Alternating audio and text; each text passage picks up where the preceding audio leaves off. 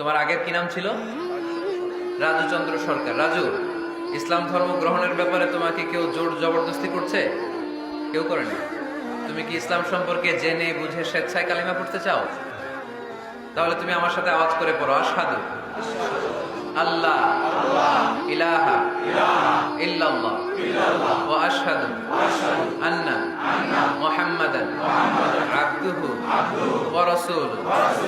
আমি সাক্ষ্য দিচ্ছি যে নিশ্চয়ই আল্লাহ তাআলা ছাড়া কোনো মাবুদ নাই, কোনো ইলাহ নাই, কোনো উপাস্য নাই, এবং আমি আরো সাক্ষ্য দিচ্ছি যে নিশ্চয়ই মুহাম্মাদুর রাসূলুল্লাহ সাল্লাল্লাহু আলাইহি ওয়াসাল্লাম আল্লাহ তাআলা বান্দা ও প্রেরিত রাসূল।